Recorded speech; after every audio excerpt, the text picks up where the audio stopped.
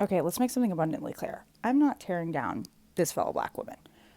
There's just a warning here in all of our discussions about how, as a black woman, to get what you actually want and feel like you're worth in a society that doesn't believe you're really worth anything. We need to pay attention. So, as you know, we've moved on from the Love is Blind mess and we started talking about Nara Smith as a homemaker and the kind of criticism she gets. And this week on my podcast, The Process with Alex Beightol, which is now on Apple Podcasts and Spotify, we looked at the FDR New Deal programs way back in the 30s that set up our current cultural climate for what we think black women deserve in marriage and at home. Because we have a little problem here, and it's called white feminism. But of course, real quick reminder, feminism is simply, as a political philosophy, the idea of gender parity in society, economics, just any social standing. Your gender should not determine what you get or don't get. But multiple social factors often work together to affect how you move about in the world. Social movements are not pure because there's people involved and people are imperfect.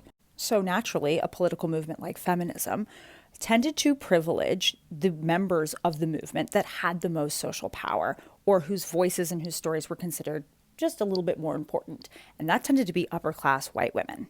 And reasonably, of course, those upper class white women were ready to break free of the cages that had been given to them. All of society, all these different programs that we talked about in our podcast, they led to create this domestic world for these women to rule over. And they really couldn't deviate from that. The dominating feminist story that most people know is about women wanting to be free to go out and work and do whatever they want to do. And that's wonderful when that's what you choose to do. But some people like to manipulate that story for their own gain. Black and Native women have, for generations, existed in a world that was very hostile to them being able to preside over a nice home, have nice food, nice clothes, kids, and simply work for themselves and their families. And when I say hostile, I mean actually hostile, as in laws against it, as in people coming and burning your house down, as in people running you out of town. The marital bliss domestic dream that some people really do want, it just wasn't for black women, wasn't for Native women.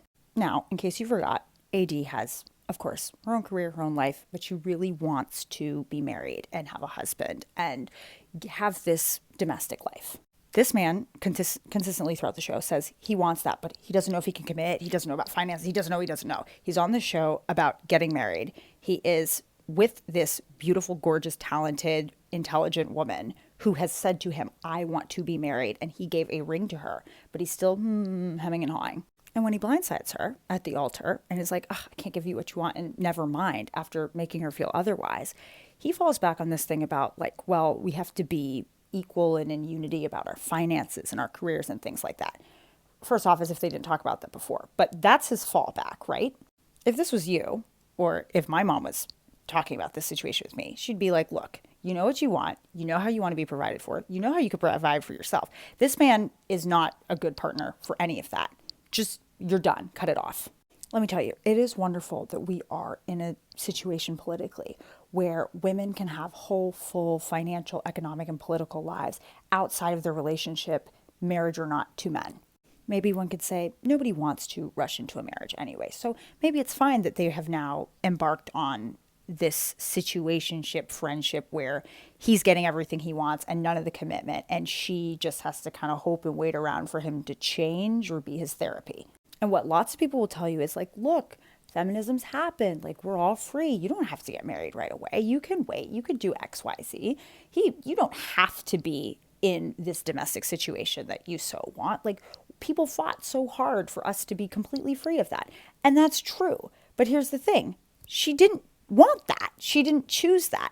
And black women are not necessarily free from something that they never had in the first place. This week, I have seen an untold number of men get on this app and say with their whole chest, that all black women just need to settle themselves down. They need to be prepared to, economically come up 50-50 in this white supremacist culture economic situation, and that they need to calm themselves down. And feminism and everything that's happened has meant that they all need to move on. And this is a perversion of what the political philosophy of feminism and black womanism has given us, which is choice.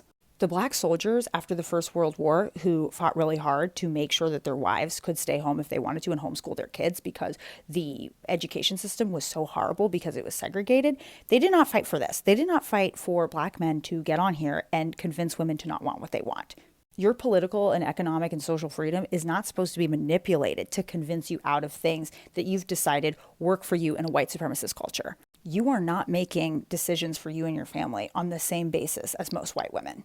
You have unequal school opportunities. You have a terrible maternal mortality rate everywhere you go. You have all these extra things you have to bake into what you do and how you spend your time and how you spend your money because of how you go about in the world. So why would you be making decisions from somebody else's point of view or somebody else's experience?